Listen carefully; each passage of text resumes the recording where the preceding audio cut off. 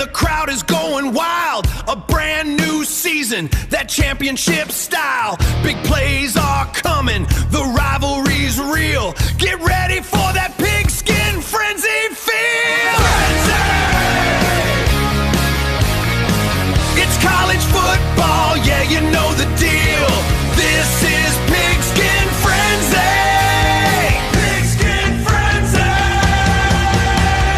Man, we would usually just shoot right in to 2026 spring results, but in the year of our Lord 2026, the date is April 23rd. Happy draft day, by the way, to all the 2025 college athletes going into the 2026 NFL draft tonight.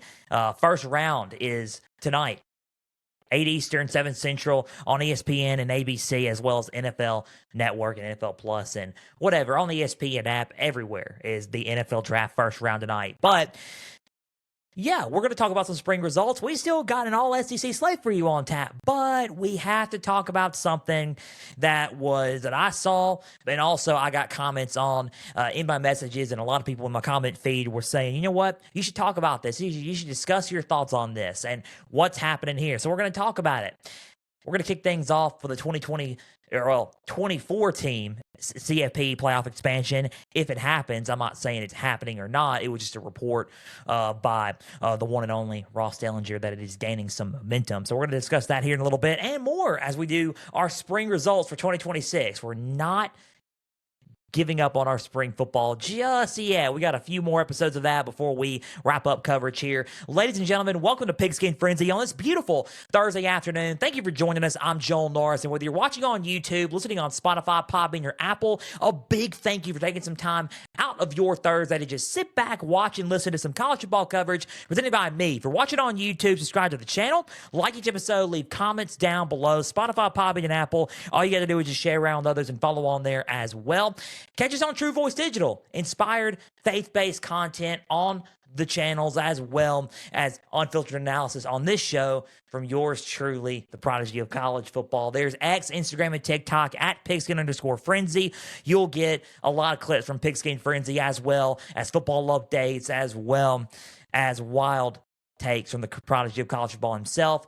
Our website is also www.pigskinfrenzy.weebly.com. Guys, we are so thankful for you guys tuning in each and every week, because not only that, like when I said that you guys are in the comments and mentioning and messaging me and saying, throwing out suggestions like, hey, this is what I want to hear you talk about, I'm appreciative, because that means you were watching our show and you were listening to the content that we are putting out. So we are so thankful at Pigskin Frenzy for you just listening each and every Tuesday and Thursday, because without you guys, we would not be doing this. We would not have 103,000 channel views on YouTube. We would not have 7,300, about to be at 7,400 all-time listeners on across all audio platforms and counting. So we're so thankful for you guys. So guys, keep on tuning in and keep on plugging into the show, because without you guys, we would not be here.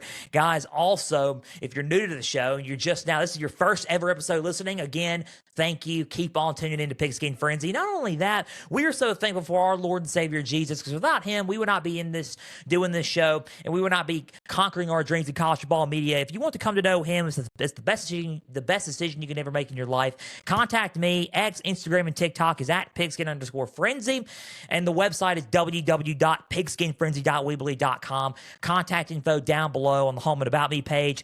Guys, it's the best decision you can ever make in your life. It is the best decision you can ever make in your life, to come to know Jesus and to proclaim him as Lord and Savior of all, because our goal is that we shall decrease and he shall increase. So we're so thankful for him, and we glorify him and praise him across every platform and show, including this one. We give him all the glory and all the praise. That's our mission as believers, to spread his name across all platforms. So guys, college football, spring results. We're going to get into the spring results. I'm telling you, 2026 spring results, all SEC slate once again. Tuesday we got coming up is an all ACC slate, so we're excited about that as well. But we got to kick it off with, to me, it's a good article, because, man, I'm a big Ross Dellinger guy. I would love to have him on the show one day. I cannot wait to have him on the show one day. Hopefully, as I try to manifest it, that he appears on our show one day, because, man, Yahoo Sports senior writer Ross Dellinger, for college athletics is the man. He's a great reporter, does some great work. Shout out to him for reporting this. I love his work. I love reading it, but I was disappointed with the read because of the topic. And the topic is that the 24 team expansion, right, is gaining some momentum among the SEC, obviously with the Big Ten, with Tony Petitti in the Big Ten Commissioner Tony Petitti in the Big Ten. SEC is just starting to like warm up to the idea, and then you're like, oh no, because if those two warm up to the idea, then it's starting to gain some momentum because those are obviously the top two conferences, Power Four conferences, and kind of rule the roost here in terms of college football playoff. So for me and how I view it, you already know my feelings on it. Stick at 12. And I've always said that. So my thoughts on the whole ordeal, if it does happen, I think it's going to expand regardless. Let me just put it that way. I think the playoffs will expand. I think that it's going to happen regardless. I think it's going to happen because it's not in my control. I wish it was in my control. I wish it was in the prodigy of college football's control, but it's not. It's not. It's in their hands. And it stinks to say that, but I really wish they wouldn't expand. I really wish we could just keep it to where it's at. Do I think we're going to have an expansion within the next maybe 2 seasons? Probably not. But it looks like 16 to 24 is the target numbers. And I'm kind of like, on it. And I'm going to tell you why. I put out a tweet, and the tweet said, if the CFP were to expand to 24 teams, right, you're going to have to ask yourself the question, what is the point of the regular season? That's the question. What is the point of the regular season? Everyone's going to be like in the pros and cons of it. The pros are, more football. We love more football. We have a lot of football already. So that's one. That's kind of like, okay, what's your point on that? Yes, more money for everybody involved. Sure. Great. More TV time. Yes. Cool. Then you start looking at the cons of it. And the cons of it are you're going to have pretty much the majority of the top 25 in the CFP, right? But pretty much the top 25 in the CFP. You're going to have at 23 an 8 and 4 to 5 loss, 4 to 5 loss team in the hunt against like the number 2, 3 seed who's undefeated and potentially a rematch, a team that they've already beaten. You know what I mean?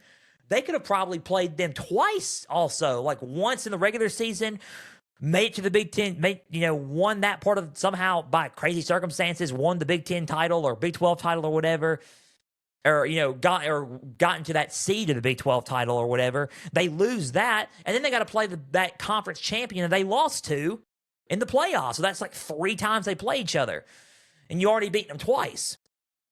So you're going to have a 4 to 5 loss team being to expand conference representation, money, and all that.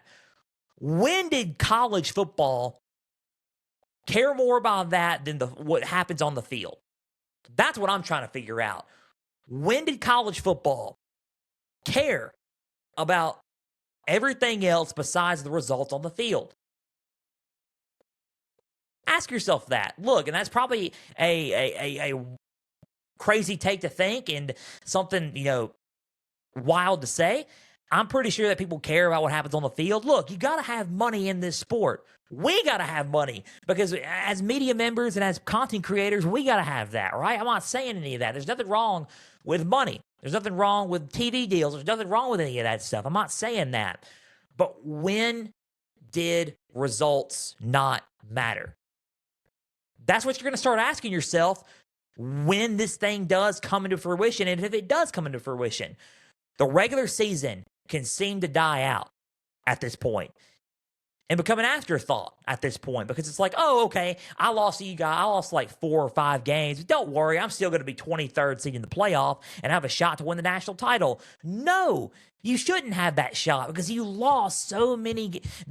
You've lost so many games to the point where it's like, okay, see you next year. Like you should go. You should be ready, getting ready for next year. And if you win next year, good, you're in.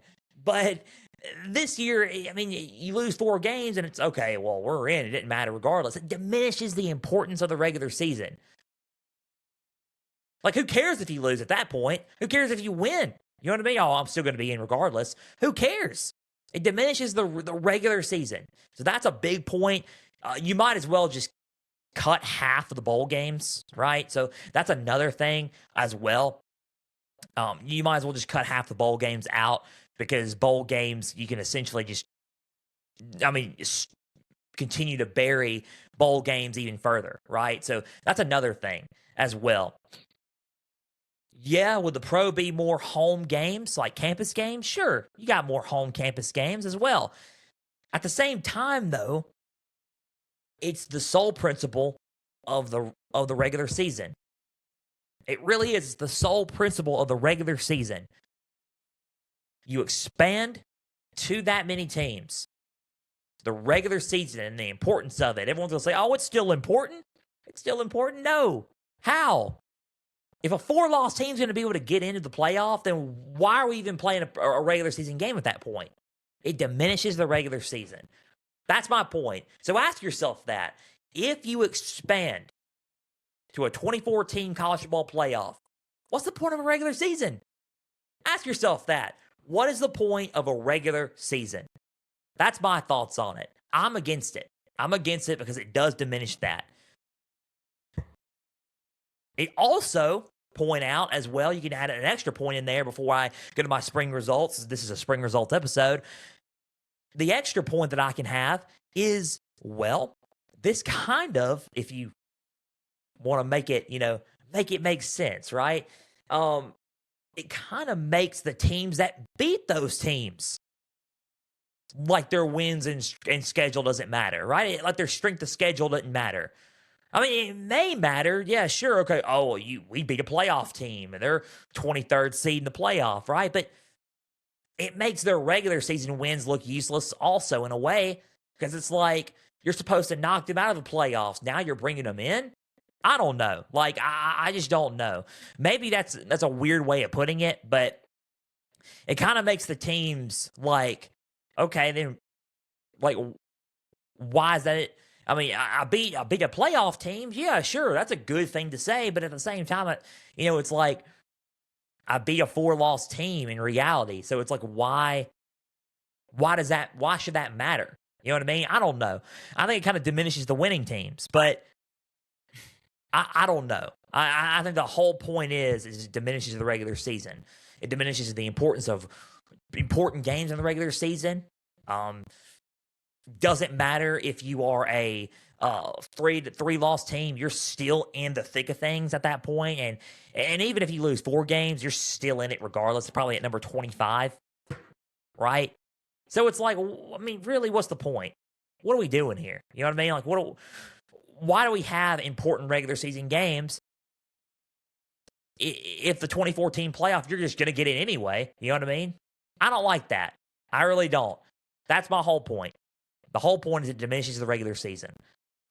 Point blank. So, that's my thoughts on it. I hope it doesn't happen. I would rather it be a 12 team. If you want to expand it to 16, sure.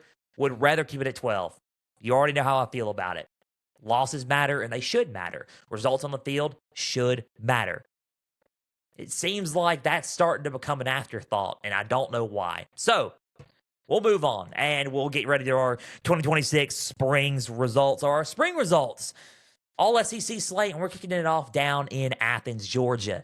Going to Georgia, and let me go on and tell you something, man. That spring game was something. I will say something. No, I know what you're going to say in the comments, because I've gotten some of the messages in the comments, especially on X. I'm not going to make a joke about it. You already know what I'm talking about. I'm not going to make a joke on it. So, what's happening down in Athens, the off-the-field stuff, I'm not going to mention it. So, we're talking about spring football. We're talking about Georgia. Some positives, some question marks, some things that I need to improve on, and some things that you need to improve on, but I didn't like that really too much. So, going down to Georgia, right?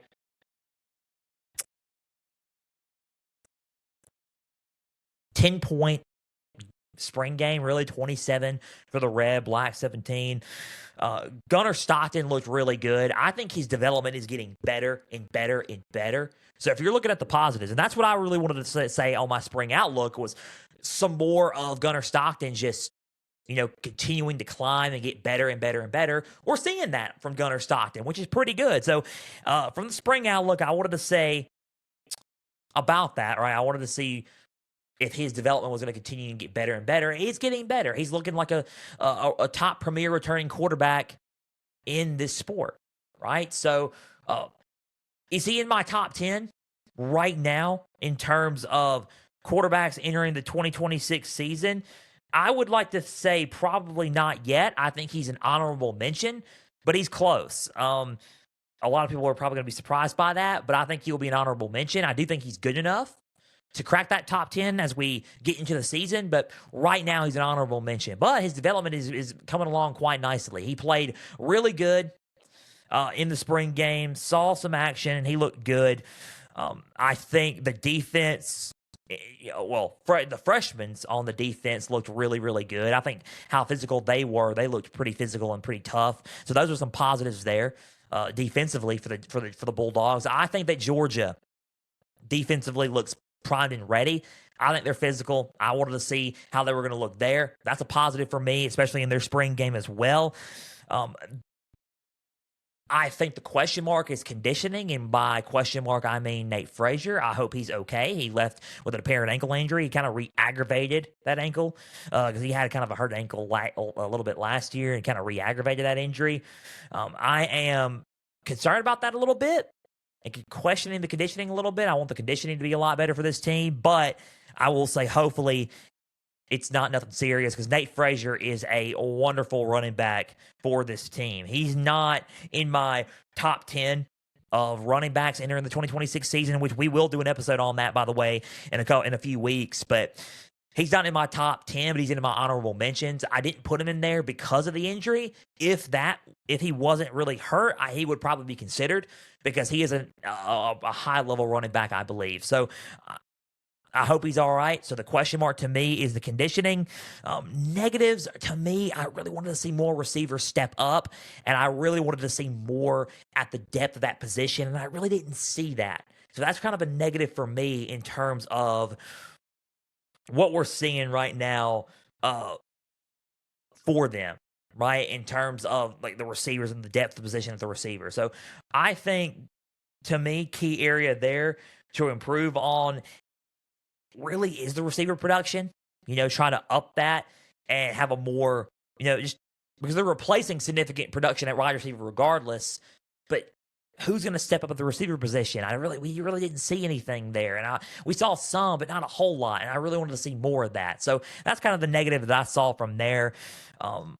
Pass rush efficiency, we saw a little bit of that, but not a whole lot. I kind of wanted to see more explosiveness on the edge, and that's a kind of a key thing that I wanted to see from the spring outlooks that I mentioned. But we didn't see a whole lot besides a couple of sacks. I wanted to see more lethalness, more explosiveness, more physicality on that part. Hopefully, we get that in the fall. I'm not saying giving up on that, right? But I think that we need to see more of that. Kirby Smart even alluded to this as well, this part, but more explosiveness on the offense. I think they look good offensively, like scheme-wise, but more explosiveness and aggressiveness, and we're not seeing a whole lot of that just yet either, which I think we can, but I think the receiving production needs to kind of bolster up before we see some of that explosiveness. So I think those are a few things that they need to work on and improve on in the kind of the negative category a little bit. I will say here's one big thing that I liked, and it's pretty good. I would like to say, because it was a tweet, by the way. It was a tweet from the one and only Blaine Crane from Crane and Cone from On 3. Shout out to Blaine. He's awesome. We've talked, so he's the man. So he said, and I quote, and I can just pull up the tweet here on my notes right here and quote it for you guys, what he said. And I quote,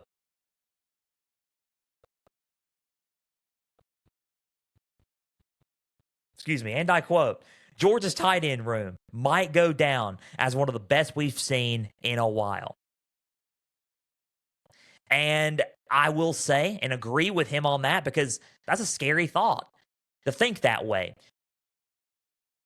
In a school that had both Brock Bowers, back-to-back Mackey Award winner, which is probably one of the only, I think he's the only one that has done that before, and Darnell Washington, both of them at the same time, with Oscar Delp and all those guys, right? You get a tight end room now that has crazy talent coming in, right? And on top of that, because you're thinking, okay, we had Brock Bowers and Darnell Washington and Oscar Delp and all those guys, and you're thinking this might be the best tight end room we've seen in a while, like going down in a while. Like, that's insane to think about. That's scary for defenses to think about because these are some weapons. Tight end Jaden Riddell, he's one of them. You also got, and this is, guys, sophomore player Ellis Williams coming in. Ellis Williams as a tight end, 6'7", 255 pounds, and he's running sweeps at the tight end spot. That's scary to even think about as well. So you got guys there at tight end. Ethan Barber, redshirt freshman, 235 pounds, 6'3". You got guys moving around and flying as tight ends, especially Ellis Williams. It's insane to think about. If you're Georgia, that tight end room is insanely good. I agree with Blaine Crane. He's knows what he's talking about.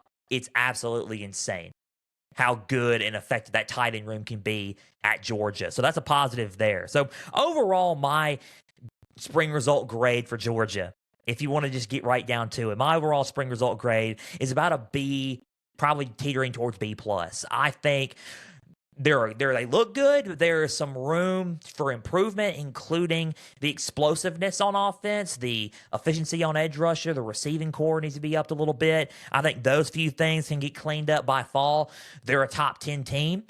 I think right now, top maybe 6, 7 team, but right now, B, catering towards B+ to suffice for Georgia in our spring results for them. So that's our spring results on Georgia. Hopefully we see more and we continue to evaluate them a little bit more, especially during the summer and the fall. But right now, I think that's the most efficient grade I can give them right now for what I've seen from Georgia. They look good, but there's some teams out there that could probably give them a run for their money, maybe.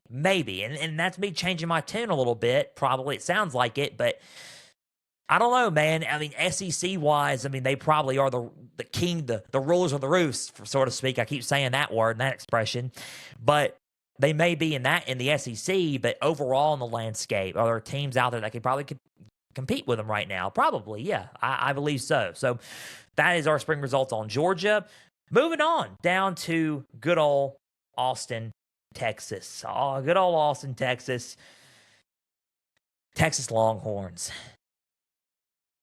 Okay. As I'm doing the fight song, Joel, please stop, is what everyone's saying right now.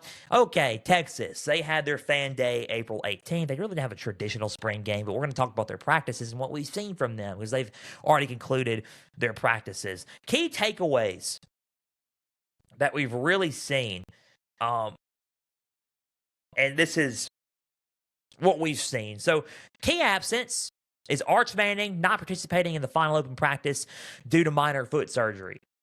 So, that's not a cause of concern. He'll be 100% for summer training and be 100% for fall. It was just a minor procedure had to be done. He'll be back 100% by fall. The backups quarterback took most of the reps, MJ Morris, KJ Lacey, and Dia Bell. But Arch Manning will be back 100% there. I think the positives that we can see from and what we wanted to see really is running back depth. How was that going to look with Raleek Brown, Hollywood Smothers there? What we wanted to see at that regard, right? I honestly, the primary running back, those two look great. I like Derek Cooper I think Derek Cooper, what he has done, especially in the spring practices, he's made quite an impact as a true freshman coming in. He can be a contributor to the backfield for sure in 2026. So in the running game is bright for them. So they ran the ball really well and utilized the running backs well in their spring practice. So I like that. There's a lot more explosiveness on their offense. So I really like that as well for going into the fall as well. So those are some positives for Texas. Obviously, the receivers looked really good. Wingo looked good. Cam Coleman looked good. I think the offense, there's really nothing wrong with the offense as well. I think the defense showed some physical prowess. I think defensively they look good in a physical sense. They showed a lot of aggression, especially what we wanted to see really out of Will Muschamp's scheme, and what we wanted to see in the outlook mainly was his scheme and how was that going to affect everything, schematic wise, and how he was going to, rule his system over for his defense. And that's so far so good. I mean, the defense looks good for Texas as well. So that's another positive thing there. So if you're really talking about what we really wanted to see to improve in a negative sense, right? I think offensive line protection is one of the key things that I was like, that's a big thing that needs to be, looked into. I think offensive line could have protected a little bit better, just bolstered up a little bit. I think they can get it cleaned up by fall, don't get me wrong, but I think they should improve. I think they should improve a little bit better, especially against some of these defensive lines coming up on their schedule, mainly Ohio State coming up as well. I think they can improve, especially on the offensive line. So that's really one there. I think if you want to look at the conditioning, I think conditioning needs to get a little bit better as well. Yes. In depth in certain areas, especially at the linebacker spot, maybe safety spot a little bit. I think small depth needs to be established there as well. And it's surprising because they have a loaded roster, but small depth, not too much, but small depth. Those are some of the negatives that I found from the spring from Texas, but overall, not too big a negative. So overall for me, for Texas, my spring result for them is about an A. I wouldn't say A minus, A plus, it's just solid A. I think that Texas, to me, and I said this during the spring outlook, has the potential to be going into preseason week 1 in the AP poll when the first set of rankings come out, top 5. I really do. They're in my top 5. I think that Texas is loaded all across the board. I think the offense shows some explosiveness, a little bit of better explosiveness. I think Will Muschamp's system is going to work. I think he's showing some aggression, and they're showing some physicality on defense. The only little thing that they need to clean up is the offensive line. Other than that, special teams looks good. They look like a complete team, and they look like a team that's primed and ready to try to make a run at a playoff and potentially an SEC title. So we'll see what happens with Texas. But right now, my grade for them right now is a solid A. So that's my spring result for Texas. I'll throw it up for you guys because y'all wanted me to. I'll throw it up for y'all. So that's my spring result for Texas. Moving on, we got 2 more, and we're going to talk about their counterpart, their rival, their main rival. They got another rival coming up at the last part of the show, but Oklahoma. Oklahoma is it. So key things that I really wanted to see, and then we talked about in our spring outlook with the Oklahoma Sooners. Offensively, how are they going to be? Running the ball, how are they going to be? How is the development of John Mateer going to be? That's one key thing that I talked about for sure was John Mateer. Will the Washington State John Mateer please stand up? Please stand up. Please stand up. So that's what I wanted to see. I wanted to see if he was going to get, show his true self before the thumb injury, how he looked at Wazoo. That's what I wanted to see a little bit. And we're going to get, and I think, in my thoughts, we got some of that. Not all the way, but some of it. So, the things that I liked and the things that I did not like. So, in terms of their spring game. So, if we look at their spring game, and some of the things that they can, improve on. I think that the depth of the quarterback position, and we're going to start off with the negatives this time. Positives will be here in a little bit, but we're going to start with the negatives. I think the depth of the quarterback position needs to be looked into further. Let me put it that way. I think they got some depth. I think they need to develop the depth even more. Because you got Bo Bentley backing up John Mateer, and I think that John Mateer will start, but Bo Bentley is the future at that position, and he most likely will start after John Mateer leaves in 2027. So you got to develop him more, and you got to develop that position a little bit more and a little bit better. He made some athletic throws, but he also made some costly interceptions, right? So I think working on refining him a little bit, throwing mechanics wise, decision making's got to be a huge thing there. I think, to me,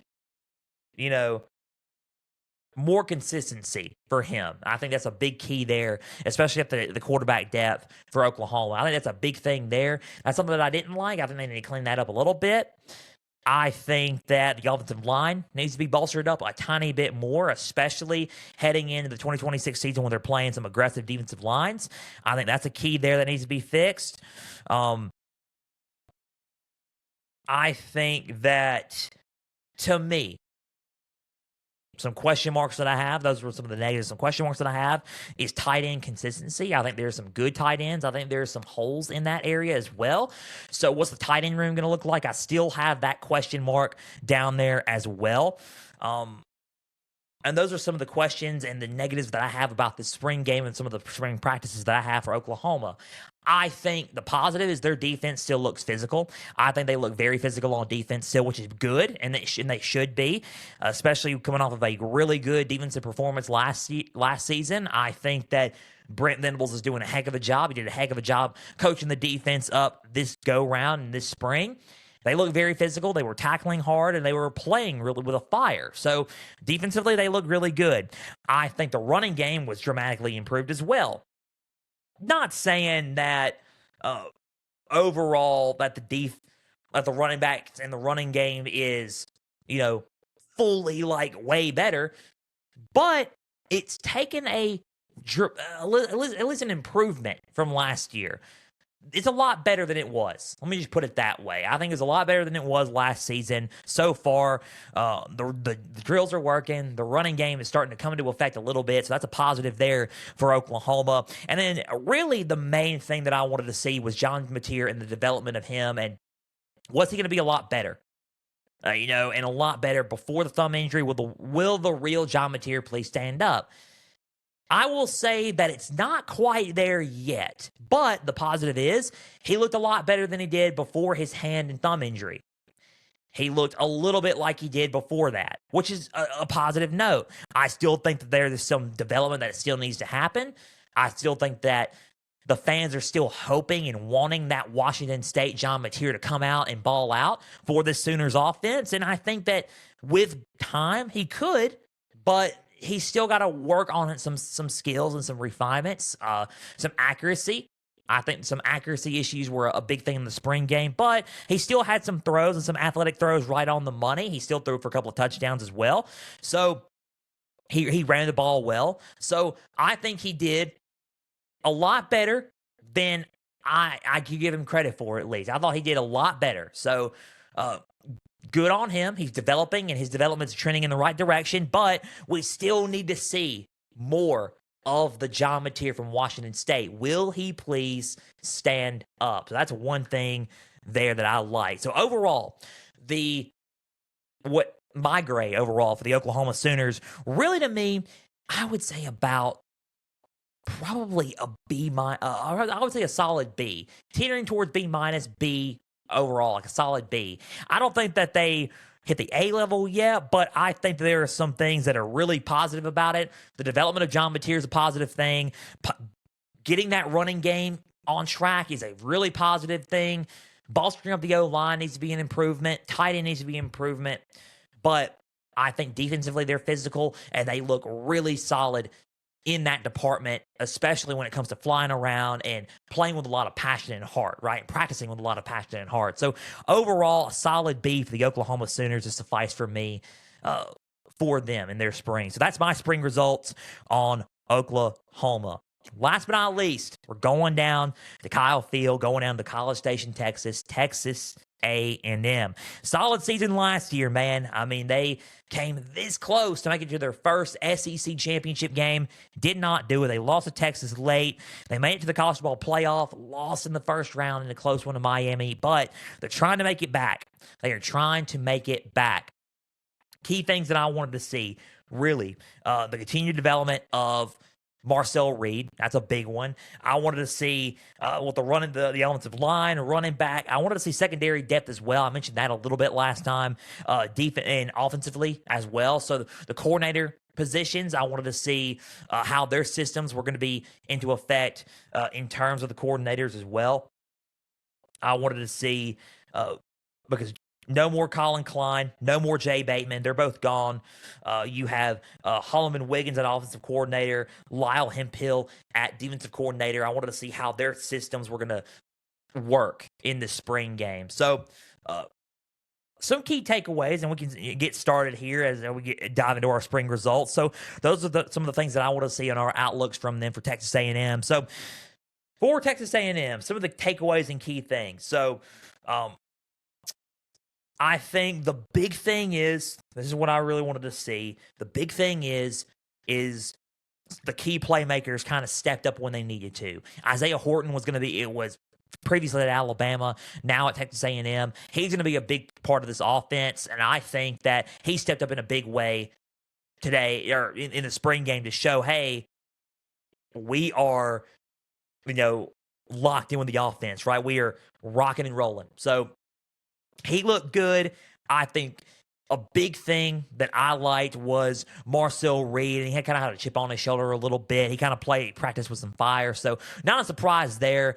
I just really want to see him continue development and play like that with a chip on his shoulder, especially when big games come up. When big games start rolling up here in a little bit on the schedule, I want to see him play with that same chip on his shoulder, that how he practiced with in the spring. So that's a good thing and positive thing there. I think the system offensively is starting to work, which is a positive there. I think the defense, to me, is taking a little bit of time, but that's okay. So I think that's the only really negative there, but it's still taking some time and still gelling. I think the only thing, the offensive line, to me, small negative, but also positive. The offensive line kind of gelled a little bit, but still needs to gel even more. So I think that's a positive and a negative for Texas A&M. The offensive line needs to gel some more. So those are some key things that I think, especially that I saw in the spring game, right? For me, for Texas A&M. I think that the big thing that needs to improve really is, while Marcel Reed did practice with an edge and a chip on the shoulder, I think accuracy needs to be a little bit better, especially in the spring.